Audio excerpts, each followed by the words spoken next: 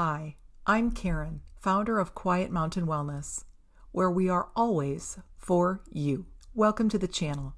I really felt urged to create this presentation on navigating opinions with self-honor because as we move even more deeply into the changes we and our world are going through, there is no doubt we will all have to learn to navigate our own opinions and others' opinions with greater mindfulness, compassion, grace, and self-honor. I truly believe it is possible to do this.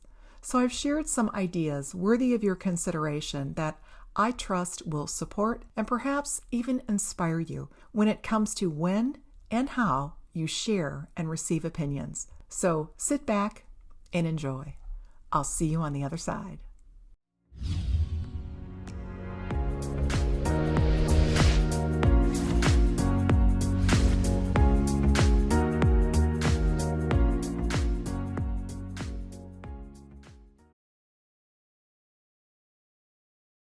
We all have opinions, but as long as we are aware of the power of our opinions to uplift or tear down, and we use that power with compassion and integrity, then opinions can be gifts to ourselves and to others. However, most of us have experienced challenges with both giving and receiving opinions, whether they are our own opinions of ourselves, our opinions of others, or others' opinions of us. We all have people in our lives that don't hold back when it comes to sharing their opinions. Maybe we are those people. But no matter which is your situation, we can all learn to give positive opinions in the ways that truly support, and we can release those negative ones given to us that stunt rather than encourage our growth. This is something most of us did not learn when we were young. Consequently, if we had learned this information early on, it likely could have helped us to avoid some of the baggage that comes along with a harsher set of childhood memories. Not only that, but it would help us to develop more compassionate memories that actually preserve our true sense of self-worth.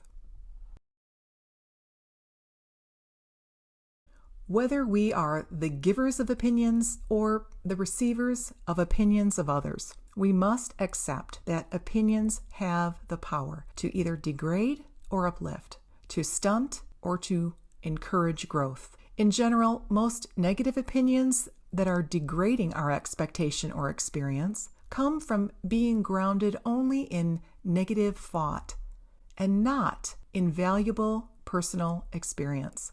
The opinions from others that have the greatest potential to uplift us are usually the ones that have been hard-won through their personal life experience. Experiences which have awakened new wisdom or some type of higher understanding. The same holds true for the most powerful opinions we can share with others.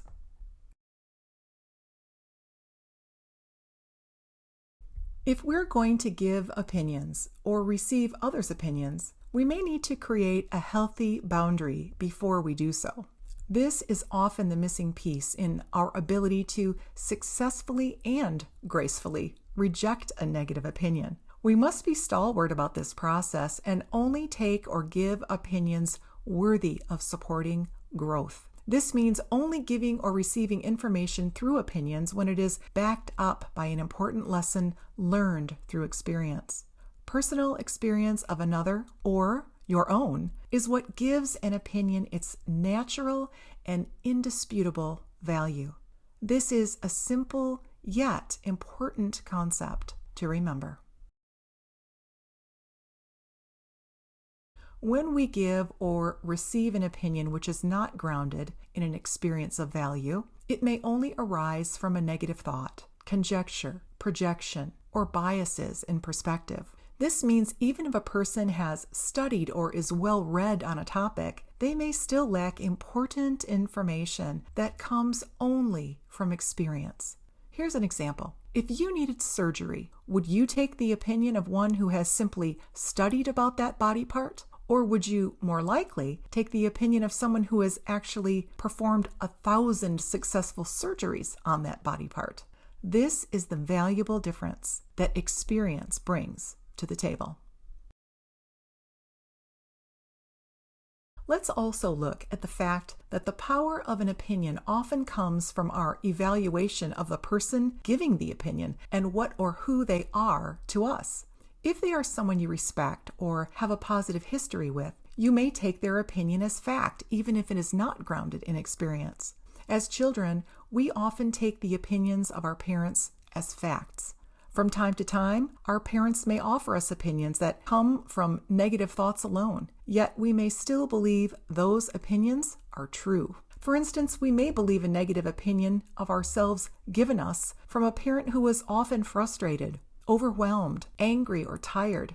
And sadly, over time, we may have absorbed that opinion in a way that it actually becomes a part of our identity. This can also happen in other types of relationships.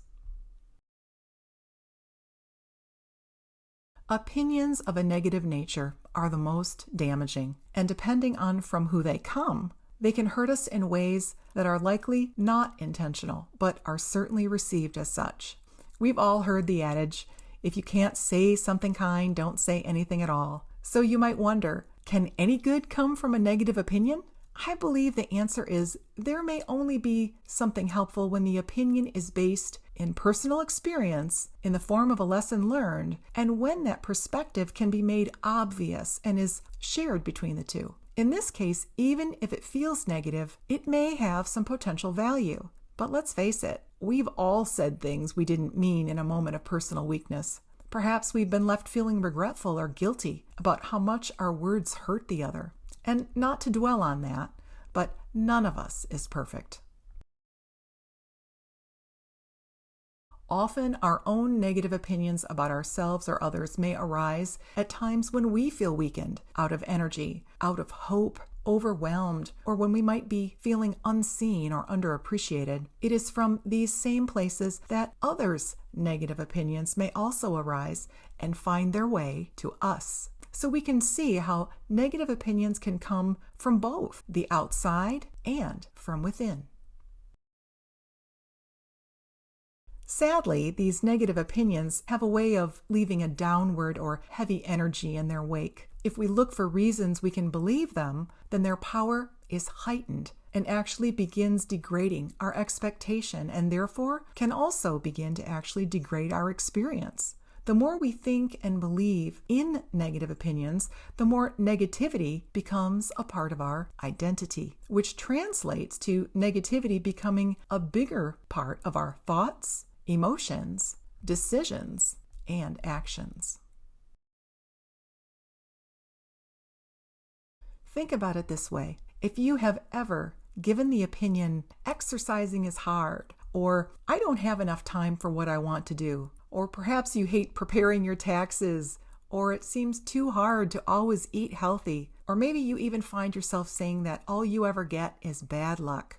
And as you think or speak these negative opinions to yourself, you may not realize in that moment, but you are actually making your future experience of any one of those tasks even harder by degrading your expectation, which will lead to a degradation of that future experience.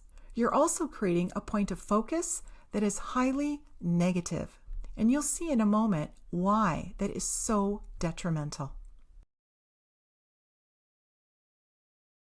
With a constant focus on negative opinions, you will notice that your reality begins to reflect them in the world of your own experience. And this is because one of the laws of energy states, what you focus on grows.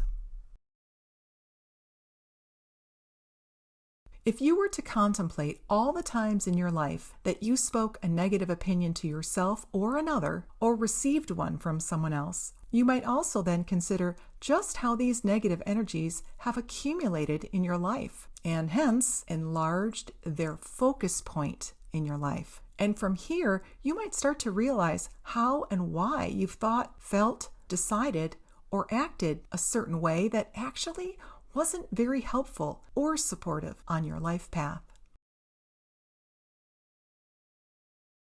This is when you can see how you may tend toward a more negative or cup half empty type of personality, or why you may feel unmotivated, overwhelmed, or even depressed. This accumulation leads to apathy, when instead it could be released by working to dissolve it. But how does one do this? What is the path to healthier outcomes? Let's first look at this path as it relates to receiving others' opinions. A good starting point here might be to decide exactly who you're actually willing to receive opinions from. Just that in itself is huge. We must guard against random negativity settling into our psyches, so we need to be choosy about the people whose opinions we're willing to embrace. Here's an example. When someone offers you an opinion you feel is not backed by a lesson learned through experience, or is a negative assessment of you, you can tell yourself, that may be their truth, but it isn't mine.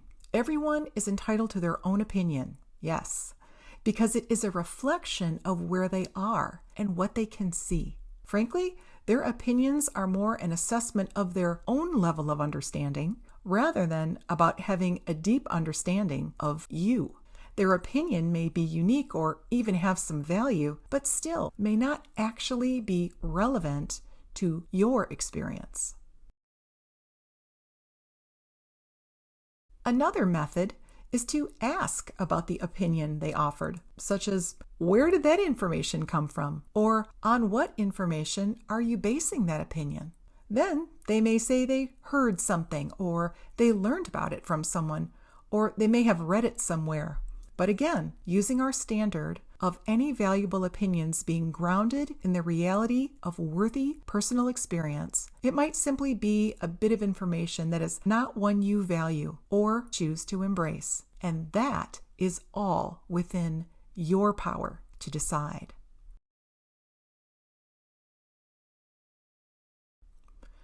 The cherry on top here is to choose not to retaliate with negative commentary or judge their opinion. Try and maintain your own innate sweetness and neutrality. The best is simply to realize you do not share their opinion, and so there is no need to respond or defend yourself against it, to hold it, carry it, process it, or absorb it into your own psyche or personality. Sometimes we get opinions about our behaviors or choices from others we may care about or who care about us. If the opinion is negative, then we might ask ourselves, is this grounded in the reality of experience? Is this something they think they see but haven't actually experienced? Or is this something that actually happened or is happening? And if that's the case, can I admit there's a factual element to what they're saying about their perspective or about their experience? Keep in mind, you will likely see the most negative opinions coming towards you at a time when the other is feeling negative, overwhelmed, frustrated, or low energy. This is also something important to keep in mind. So the key is to stay present and first observe the other without taking the meaning in of the words, so you can notice their state of being. In other words, from where they're coming and how low their own resources may be. With negative opinions, it's much easier to gently reject them when we start tuning into this phenomenon, because when we do it with compassion, we realize this opinion may not have deep value. Letting go in this situation is also cleaner. Because of this new understanding, nothing will get stuck to us. When it comes to positive opinions of others, often these come to us when the other is feeling good, energetic, positive, and abundant enough to generously offer their own positive overflow to us or others. If you look closely, you'll also see these are the same conditions under which we are able to offer ourselves and others positive opinions, kindness, and compassion. Alternatively, we too may be short of positive opinions of ourselves or others when we feel low energy, frustrated, angry, or overwhelmed in some capacity. But the truth is, these are all very natural fluctuations in the human experience. Yet each one can be used as an opportunity to learn and grow. Keeping these considerations in mind helps us in multiple ways. First, we can receive opinions that we deem valid. When a person is positive, observant, and offers us an opinion based on their personal experience, it may indeed be worthy of our consideration. If the opposite is true, where they are overwhelmed and operating only from a negative state, we may choose to simply dismiss their offering. The caveat is when they're operating from a place of lessons learned through experience, even if the opinion is negative. There still may be a shred of truth there that is worth consideration, albeit lacking a bit in the delivery of it. Keep in mind, our ability to receive the message within it is also a reflection of our own state of either positive or negative energy. So the state of both giver and receiver truly matter in this exchange. Being present and discerning is so important to seeing what is truly helpful, as well as preserving our own sense of self. Through this process, we can then use information that could be helpful and relevant to our lives, adding to feelings of empowerment. Alternatively, we can and must choose to release rather than absorb the useless commentary born of negative thoughts alone, for it serves no good to either party. For when we accept and take in others' negative opinions, it may very likely make us feel that same negativity towards the giver of such opinions. And if we absorb those opinions, it can also degrade any relationship we may have with them, as well as our sense of self. As we manage the buildup of negative energy that may come from outside sources and work to gently and continually dismiss and release what does not serve us, we can begin to look at our own opinions of ourselves. When do we offer positive or negative opinions? If we see a pattern, when do we become present enough to say, I would never say that to myself if I was feeling great right now? I'm going to ignore that opinion of myself and check back in about that assessment when I feel more positive. That way, I can more accurately evaluate if it is really true or not. This method to navigate opinions is so self-honoring and definitely supporting our growth and highest good.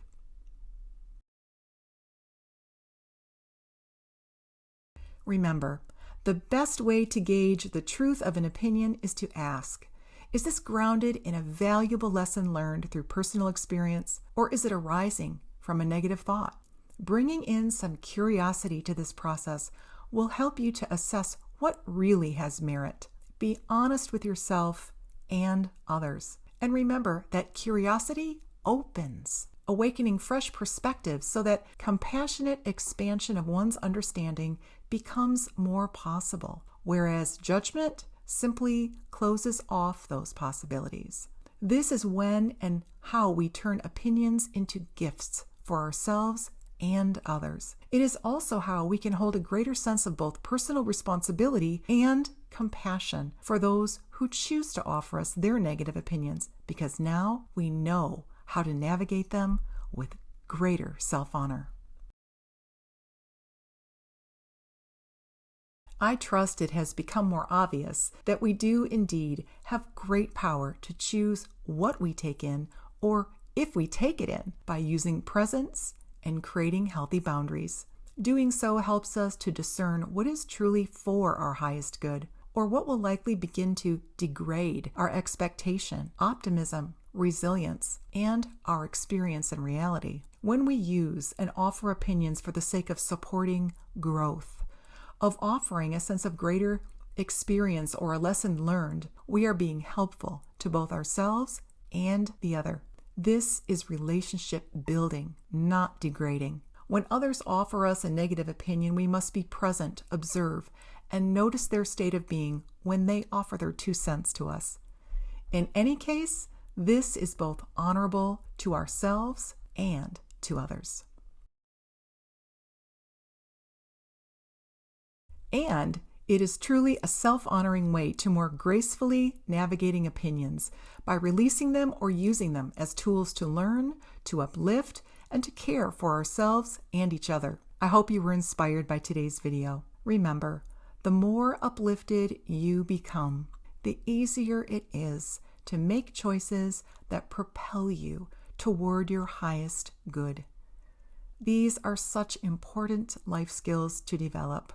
I invite you to view all the videos from the Quiet Mountain Wellness channel to support your journey to your best self and highest good. If you resonate with this content, like, comment, share, or subscribe, and join our community. I invite you to check the description box where you'll always find links to our inspirational books, visionary products, and our 7-week online course, The U-Turn System. You can trust that at Quiet Mountain Wellness, we are always for you. Thanks for watching.